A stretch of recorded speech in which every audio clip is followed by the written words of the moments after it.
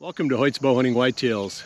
As I mentioned in the last episode, I'm producing a series, an exclusive series for My Outdoor TV called Patterning Trophy Whitetails. And I'm going to bring you the first episode here.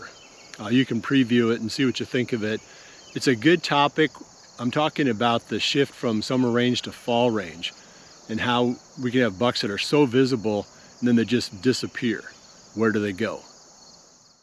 Hoyt's Bowhunting Whitetails is brought to you by Redneck Blinds, Code of Silence Apparel, Hunt Stand Pro Whitetail App, Whitetail Institute, Research Equals Results, B3 Archery, Muddy Outdoors Tree Stands, Stealth Cam Trail Cameras, My Outdoor TV, and Hoyt. Before we get into this episode, I'm going to remind you that if you want to check out this whole series at My Outdoor TV, you can click on the link in the description. And I think it's a good thing for the hunting industry and definitely for me to have this relationship with My Outdoor TV on top of the YouTube channel business that we're running right now. There's so much changing so fast now with all the AI content, all of the sponsored videos, all of the ad insertions. I don't want to put all my eggs in one basket and then have, my viewership start to abandon YouTube in favor of other platforms. And since My Outdoor TV is all outdoorsmen, hunters and fishermen, I really want to support them. Plus, I've known the people that run this for more than 30 years, so it's kind of a nice fit for me. So please check it out. There's a link in the description. Hopefully you enjoy this preview.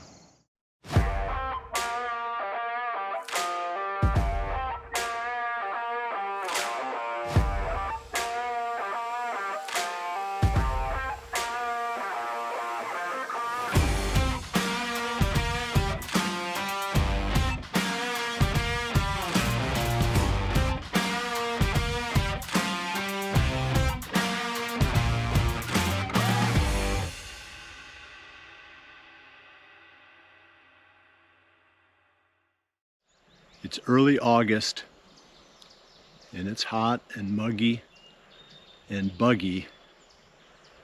This is not my favorite time to be walking around out in the field, but this is when and where the process starts. I want to introduce a new series that I'm producing for My Outdoor TV. It's an exclusive series just for this channel called Patterning Trophy Whitetails. I'm going to take you through 10 episodes right here on my farm. I'm standing out in a bean plot here, a classic place to spy on mid to late summer bucks. But this is the stage. This is where it's going to take place. And I'm going to walk you through the steps, starting with the very basics, all the way through hopefully finding a couple of bucks here that I'm going to hunt this fall. Then this series will transition into a second series that I'll be producing called Rut Hunting Strategies. So you can watch Patterning Trophy Whitetails, 10 episodes, and then Rut Hunting Strategies. And this is all going to be more current time. I'm going to try to get these out within just a couple of days of when I shoot them. So let's talk first about how the buck behavior changes from right now throughout the rest of the summer and into the fall. So the bucks now are in what you'd call their summer ranges. They're in bachelor groups generally. There'll be several bucks together. They come out a lot more into the open at this time of the year than they will at any other time of the year. In fact, the first couple of weeks of August is when the bucks are going to be the most visible that they will be during the whole year. That doesn't necessarily mean this is where we get to hunt them, though. It's a little bit deceiving from that standpoint. We can run trail cameras now, we can go out in the fields and we can use binoculars and glass up the bucks that we would love to hunt, but they may not be in the same area this fall. There's a behavior that takes place when the bucks shed their velvet at the very end of August and first part of September. They break up the bachelor groups. Their testosterone is starting to rise. They don't really want to be together anymore because of that physiology. they're getting more, let's say, solitary. They don't want to be around other bucks as much. So the bachelor groups break up as the velvet starts to drop off the antlers, and then the bucks disperse into their fall ranges. And that takes it can take as much as a month in some cases for them to go from the summer range, kind of filtering around, and then settling into their fall range, where they're going to spend most of the rest of the fall and into the winter. So you have to understand this behavior, because if you start the patterning process too soon, you can get the wrong idea of where the bucks are, and you might even get the wrong idea of what's available to hunt. Like, for example, in a spot like this, I mean, I could be out here glassing this evening and see 4 or 5 really nice bucks and be super excited about the chances right here come fall. But there's a high percentage that most of those bucks will be gone by the fall. They will, like I said, they'll disperse and they'll head off into their fall ranges. So I don't really start the patterning process real heavy until early September, after that shift has started.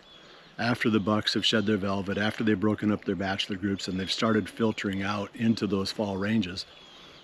So let's talk about what you can learn now, because it's a fun time to be out. Like I said, it's a fun time to have cameras out. You're seeing the antlers develop. You're seeing bucks that maybe you haven't seen before. You're seeing deer that maybe you won't see again. Well, these mosquitoes are torching me.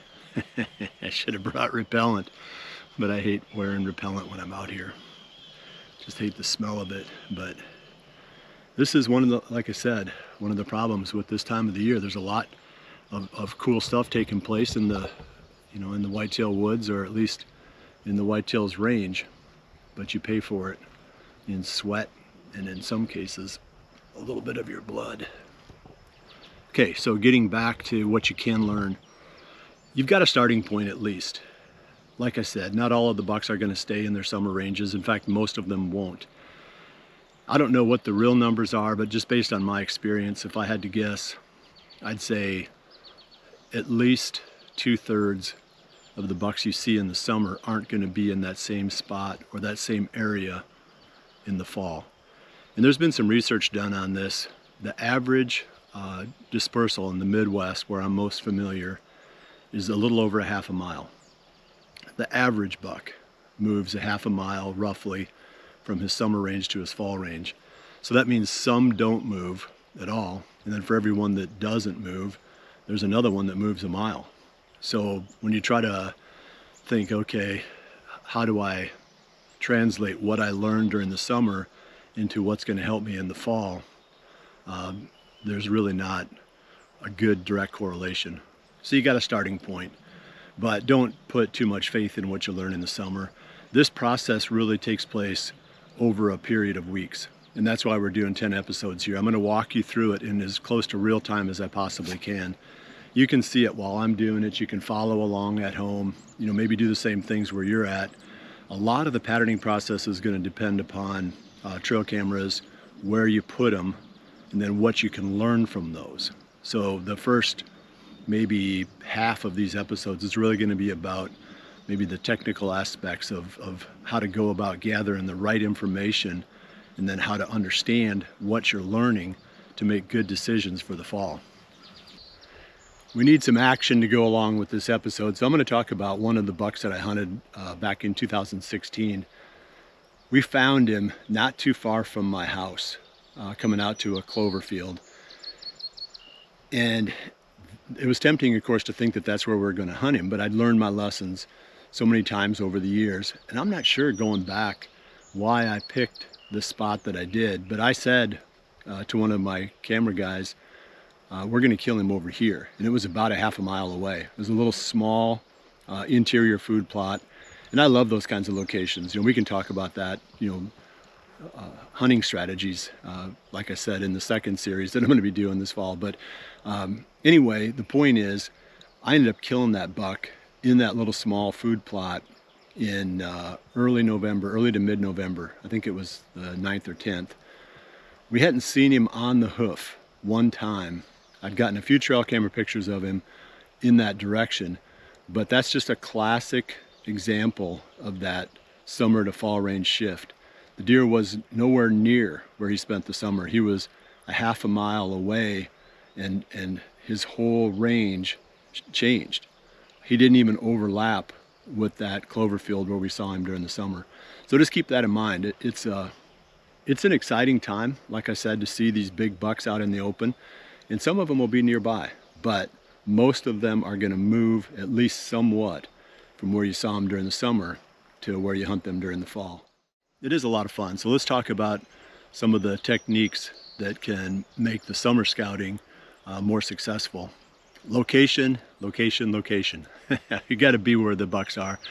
And this time of the year, they're really focused around the highest protein food sources. I'm standing in a soybean plot. That's a great starting point.